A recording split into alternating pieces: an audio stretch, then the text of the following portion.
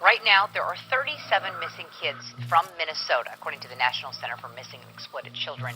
And Brandon Swanson disappeared outside of Marshall when he was 19 years old. And we're going to talk about one such case today, the case of Brandon Swanson. The disappearance of Brandon Swanson. This is a case that takes place in Minnesota, a few hours away from where I am now living. And this is the case of Brandon Victor Swanson. En joven Brandon Swanson. Brandon Swanson. Brandon Swanson. Brandon Swanson. Brandon Swanson.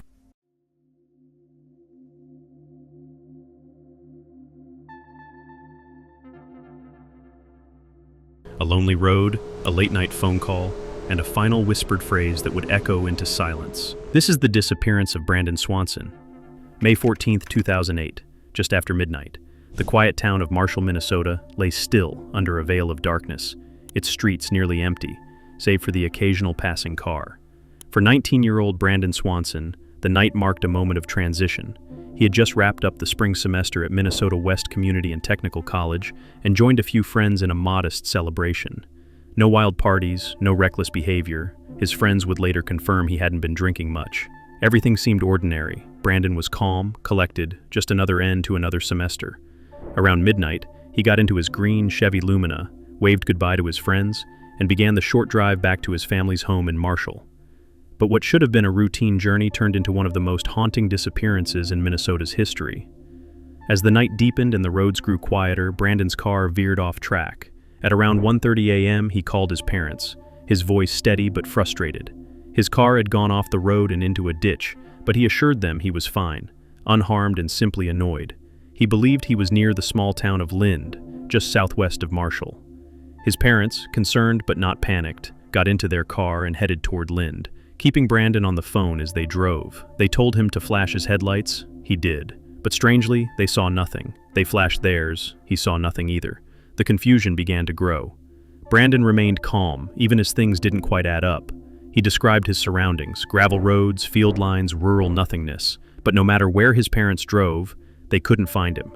For nearly 47 minutes, they remained on the phone, trying to close the distance. Brandon decided to start walking toward what he believed were lights in the distance, perhaps Lind or another small town. He urged his father to meet him at the parking lot of a local spot, certain he could make it there on foot. Despite the eeriness of the situation, there was no indication of danger, just the strange fog of confusion and the vast darkness of rural Minnesota swallowing up the night. Then suddenly, silence. The call with Brandon abruptly ended with a startled exclamation. "Oh shit." The line went dead. His parents tried calling back again and again, but the calls went straight to voicemail. Panic set in. Over the next hours and days, law enforcement and volunteers launched an exhaustive search. Cell phone pings indicated Brandon had not been near Lind at all. He was 20 miles away, near Taunton, walking in the exact opposite direction from where his parents had searched. Despite search dogs, aerial scans, and extensive foot patrols, no trace of Brandon was ever found. It was as if the night had swallowed him whole. Brandon's disappearance remains one of Minnesota's most perplexing cold cases. How could a young man, in full control of his senses, vanish without a trace in the middle of flat farmland? Theories abound: missteps into nearby water, a sudden medical episode, or something darker. But no definitive evidence has ever been uncovered. His parents, driven by heartbreak and determination, would go on to lobby for new legislation, Brandon's Law, ensuring that missing adults are treated with the same urgency as children. The road he walked that night remains etched with mystery, a symbol of unanswered questions and parental agony. Brandon Swanson's story is not just one of disappearance, it's a haunting reminder of how quickly normal can turn to nightmare. For over 47 minutes, Brandon stayed on the line while walking through pitch-black fields. He described passing fences, gravel roads. He said he saw lights in the distance. His dad tried flashing the car's headlights. Brandon couldn't see them. That's when they realized he wasn't where he thought he was. Then, a sudden shift in tone. Brandon paused. There was a moment of silence, and then, quietly, he said, "Oh shit." The line went dead. His parents called back again and again. No answer. By morning, they reported him missing. The police, at first, were hesitant. After all, Brandon was an adult. Maybe he just walked off. But the Swansons knew better. Their son wasn't reckless. He wouldn't just vanish. Brandon's car was eventually found, but not near Lind. It was in a ditch off a gravel road in Taunton, nearly 25 miles northwest. That meant the entire phone call took place while Brandon was walking through the dark, in the wrong direction, away from safety. Cadaver dogs tracked Brandon's scent to a field, down a gravel road. Then the scent just stopped, right at the edge of the Yellow Medicine River. Some believe he fell in and drowned, but the river was searched extensively. Nothing. No phone, no wallet, no clothes, no body, no sign of foul play, just nothing.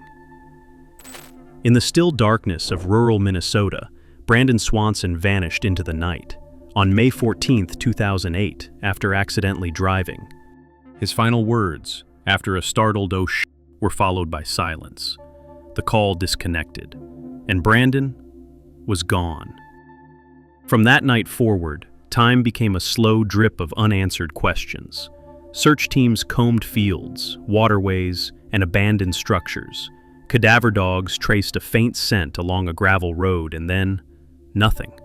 No clues, no evidence, just a heartbreak suspended in limbo. The Swanson family lived in that space between hope and hopelessness, not knowing if Brandon was lost or taken, if he'd suffered or simply disappeared into the silence of that early morning fog. With each passing year, the weight of the unknown pressed harder, until grief became part of the routine. But the Swansons did more than wait. In their son's absence, they became advocates. They knocked on legislative doors and pushed for accountability, not just for Brandon, but for every missing adult.